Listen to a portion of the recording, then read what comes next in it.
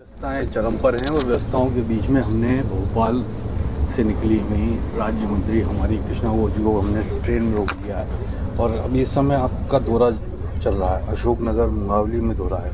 ज्योतिरादित्य सिंधिया के लिए आप प्रचार करने जा रहे हैं। वो तो खूब बड़े नेता हैं लेकिन आपको प्रचार के लिए याद किया। हालांकि हमने देखा आपको कई जगह जाना पड़ता है। देखिए, चुनाव युद्ध की तरह लड़ा जाता है और युद्ध में कभी कोई चूक कोई भी सेनापति नहीं करना चाहता और इस दृष्टि से हमारे लिए भारतीय जनता पार्टी के लिए एक एक लोकसभा सीट को जीतना बहुत ज़रूरी है और हर लोकसभा सीट को जीतने के लिए जो भी नेताओं की आवश्यकता है, जहाँ भी कार्यकर्ता की आवश्यकता है, पार्टी की पूरी कोशिश है कि वहाँ पर उनका उपयोग किया जाए। कई जगह सामाजिक समीकरण है, कई जगह सामाजिक समीकरण के साथ साथ कुछ दूसरी परिस्थितियाँ हैं और इसलिए जिसकी जहाँ उपयोगिता है पार्टी वहाँ पर उनको भेजती है। मुझे 3 दिवसीय गुना अशोकनगर सीट पर प्रचार के लिए भेजा है। मुझे खुशी है इस बात की कि मैं प्रधानमंत्री श्री नरेंद्र मोदी जी को तीसरी बार इस देश की बागडोर सौंपने के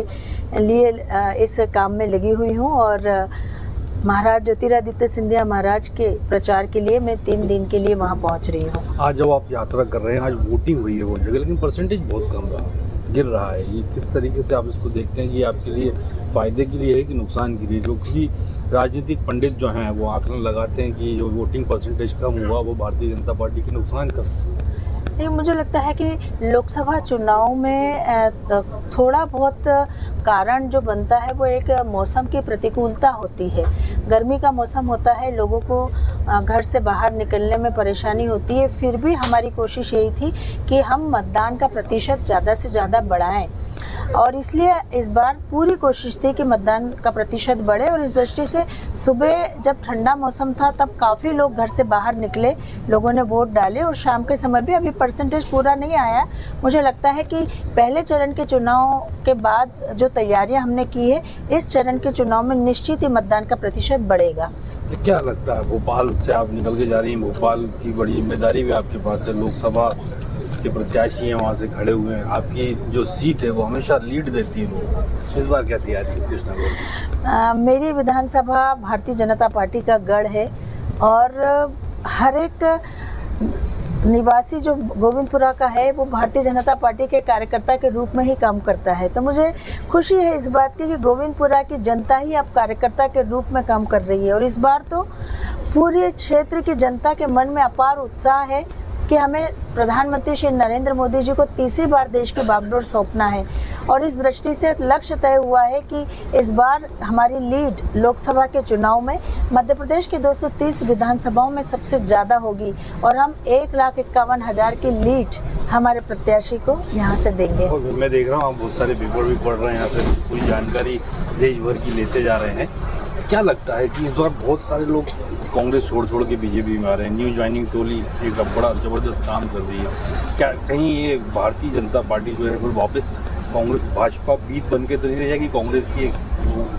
देखिए, देश की सबसे पुरानी पार्टी कांग्रेस पार्टी की विचारधारा छोड़कर भारतीय जनता पार्टी की विचारधारा को अपनाना ये इस बात का प्रमाण है कि कांग्रेस ने कहीं ना कहीं अपने नैतिक मूल्यों को छोड़ा है, अपनी परंपराओं को छोड़ा है और यही कारण है कि जो लंबे समय तक कांग्रेस पार्टी को सेवाएं दे रहे थे उन लोगों का मोह भंग हो गया है कांग्रेस से और उन्हें ये समझ में आ गया है कि कांग्रेस पार्टी देश का कभी भला नहीं कर सकती और इसलिए वो भारतीय जनता पार्टी की विचारधारा को अपना रहे हैं। क्योंकि भारतीय जनता पार्टी प्रारंभ से ही, जब से हमारी पार्टी की शुरुआत भारतीय जनसंघ से हुई है, हमारी पार्टी ने जो हमारे एजेंडे तय किए थे, जिन मूल्यों को लेकर पार्टी की स्थापना हुई थी, वो मूल्य आज तक हैं और उसी एजेंडे पर भारतीय जनता पार्टी काम कर रही है। हमने तय किया था कि जिस दिन देश में पूर्ण बहुमत की सरकार हमारी होगी, हम जम्मू कश्मीर राज्य से धारा 370 की समाप्ति करेंगे। जैसे ही हमें बहुमत मिला हमने वो करके दिखाया। हमारी पार्टी ने तय किया था कि देश में पूर्ण बहुमत की सरकार आने के बाद अयोध्या में प्रभु श्री राम का मंदिर बनेगा, जबकि कांग्रेस ने हमेशा हमारा उपहास उड़ाया कि मंदिर वहीं बनाएंगे लेकिन तारीख नहीं बताएंगे। लेकिन आज उन्हीं कांग्रेसियों को इसका पूरा जवाब मिल गया कि हमने मंदिर भी बनाया, तारीख भी बताई और इस देश के करोड़ों सनातनियों की आस्था का सम्मान भी किया। तो एक प्रकार से मुझे लगता है कि कांग्रेस की विचारधारा से जुड़कर जो लोग कांग्रेस का समर्थन कर रहे थे वो अब इस बात को भली भांति समझ गए हैं कि कांग्रेस सनातन धर्म का सम्मान करने वाली पार्टी नहीं रही। वो तुष्टीकरण की राजनीति करती है, वो वोट बैंक की राजनीति करती है और वोट बैंक की राजनीति करते हुए वो सनातनी संस्कृति का अपमान, सनातनियों के आस्था का अपमान करने में भी कोई गुरेज नहीं करती। और इसलिए जो लोग कांग्रेस पार्टी को छोड़कर भारतीय जनता पार्टी की विचारधारा को अपना रहे हैं वो निश्चित रूप से आश्वस्त हैं कि भारतीय जनता पार्टी के नेतृत्व में देश आगे बढ़ेगा। आपको क्या लगता है जल्दी वो ढल जाएंगे भारतीय जनता पार्टी की रीति नीति के साथ कि कहीं ना कहीं फिर जल्दी पद पाने और जल्दी बहुत सारी चीजें? देखिए, जो लोग भी आ रहे हैं वो बहुत सोच विचार के ही आ रहे हैं।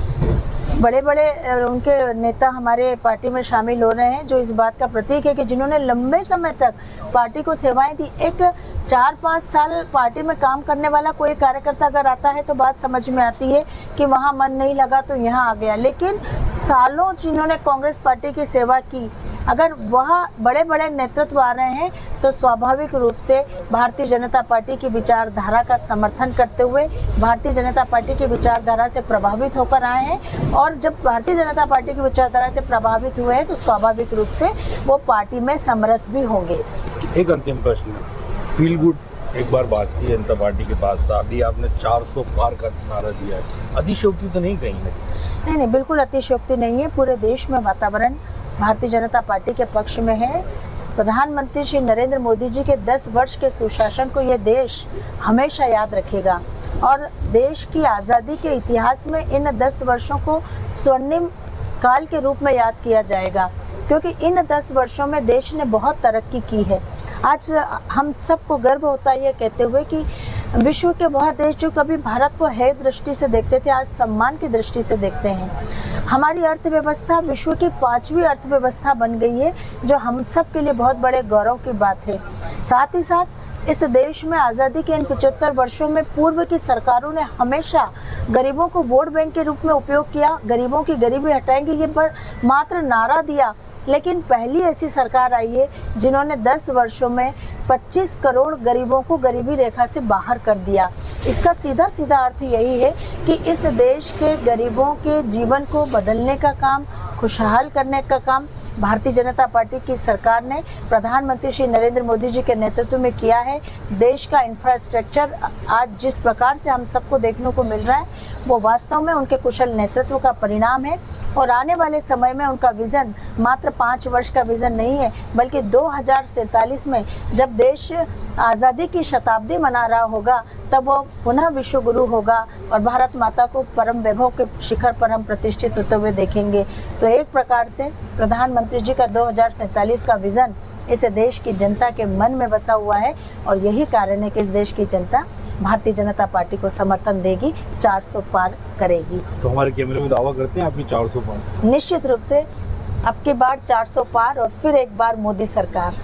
आपसे कृष्णा गौर जी जो मुंगावली, चंदेरी और अशोकनगर के भ्रमण के लिए निकल चुकी हैं, हम आगे का भ्रमण भी आपको दिखाएंगे।